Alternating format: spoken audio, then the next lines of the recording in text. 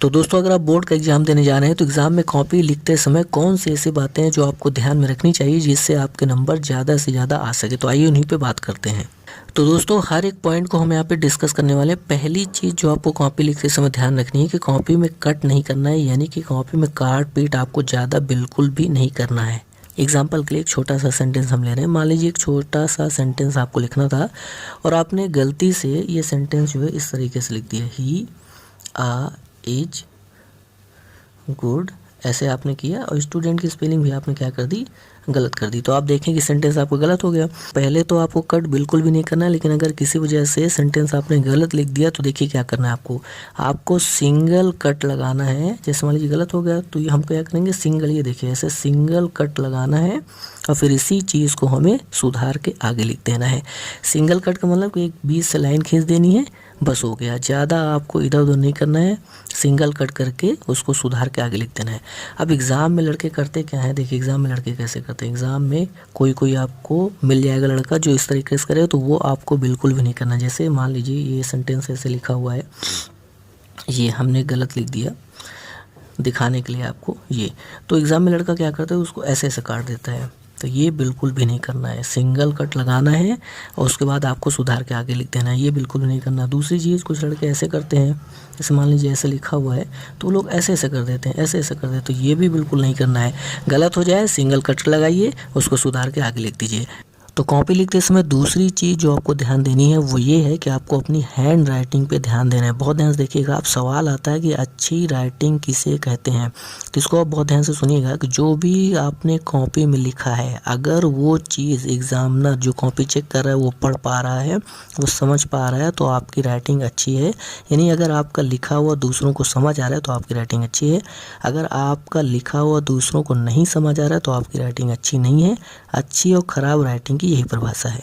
तो अब आपको तीसरी चीज़ जो ध्यान रखनी है वो ये है कि जब भी आप आंसर लिखें और जैसे ही आपका आंसर ख़त्म हो जाए, जब आप दूसरा आंसर लिखें तो उनके बीच में आपको कम से कम 3 लाइन का गैप छोड़ना है। 2 से 3 लाइन आपको गैप छोड़ना है, तब आपको दूसरा आंसर शुरू करना है। जैसे एग्जाम्पल से आपको समझाएं, जैसे मान लीजिए हम कॉपी लिख रहे हैं, हमने कॉपी में ऐसे लिखा कि आंसर नंबर 1, मान लीजिए हमने आंसर नंबर 1 लिखा, ये लिख डाला ऐसे ऐसे करके 3 लाइन 4 लाइन 5 लाइन 6 लाइन ऐसे हमने आंसर लिख डाला।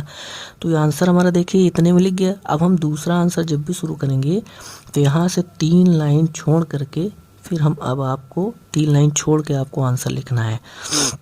अब आपको दूसरा डालना आंसर नंबर 2, तो देखिए यहाँ पे गैप हो जाएगा, 3 लाइन गैप करके फिर आपको ऐसे लिखना है। इससे क्या रहता है, कॉपी आपकी साफ सुथरी दिखेगी।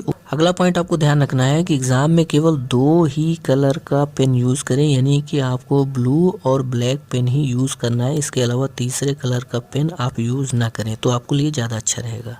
एक चीज़ आपको और ध्यान रखना है कि जो पेन से आप लिखें उसमें ये चीज़ आप ज़रूर देख लें कि आप जब इस पेज में लिखें तो कहीं ऐसा तो नहीं है कि इस पेज में आप लिख रहे हैं और वो इसके पीछे वाले पेज में छप जा रहा है। तो ऐसा पेन आपको नहीं लेना है कि जो यहाँ आप लिखें बहुत ज़्यादा गाढ़ा चल रहा हो तो पीछे भी छप जाए, तो ऐसा पेन आपको नहीं लेना है। तो 5वां पॉइंट आपको ध्यान ये रखना है कि जो कॉपी आपको मिलती है जिसमें आपको लिखना होता है, तो देखिए कॉपी इस तरह की मिलती है, तो आपको क्या करना है कि लेफ़्ट साइड में आपको स्केल से यहाँ पे लाइन खींच लेनी है। इस साइड पे, कहाँ पे, लेफ़्ट साइड पे आपको स्केल से लाइन खींच लेनी है। हर पेज के लेफ़्ट साइड में आपको लाइन खींच लेनी है, राइट साइड में नहीं खींचना है, नहीं तो उसका आपका नेगेटिव इफेक्ट पड़ेगा, उसका कोई मतलब नहीं है। तो आपको जो लाइन खींचनी है वो लेफ़्ट साइड पे खींचनी है। आपको एक स्केल लेना है और स्केल से देखिए ऐसे लाइन खींच देना है, ये जैसे कि हमने यहाँ पे आपको खींच के दिखाया हुआ है। अब आपको जो 6वां पॉइंट आपको ध्यान रखना है, आइए उसको हम क्या करते हैं इसी चित्र में आपको समझाते हैं। तो बहुत ध्यान से देखिएगा कि ये जो फिगर बना हुआ है, मान लीजिए हमने एक आंसर लिखा, ये मान लीजिए हमने पहला वाला आंसर लिखा। तो जब हमने इसको लिखना शुरू किया तो मान लीजिए हमने 1 लाइन लिखी, 2 लाइन लिखी, 3, मान लीजिए हमने पूरी कॉपी लिख डाली, अंत में 3 लाइन या 4 लाइन बच गई। तो अब आपको क्या करना है कि जब आप दूसरा आंसर, मान लीजिए हमने आंसर पहले लिखा, यहाँ ख़त्म हो गया, तो जब आपको दूसरा आंसर लिखना हो या दूसरे प्रश्न का आपको जब जवाब देना हो तो नीचे अगर 3 लाइन बची हो तो वहाँ से आपको शुरू बिल्कुल नहीं करना है, आपको अगले पेज से शुरू करना है। यानी कि अगर लास्ट में 2-3 लाइन बच जाए तो वहाँ से आपको दूसरा नहीं शुरू करना है, आपको नए पेज से दूसरा आंसर लिखना शुरू करना है।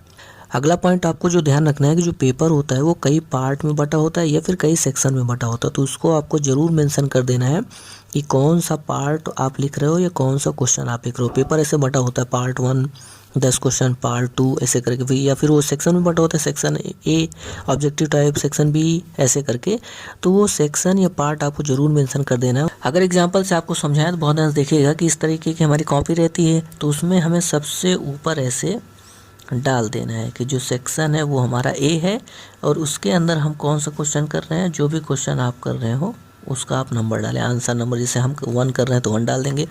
सेक्शन आपको मेंशन कर देना है, इससे ज़्यादा अच्छा रहता है। नहीं भी मेंशन करेंगे तो कोई दिक्कत नहीं है।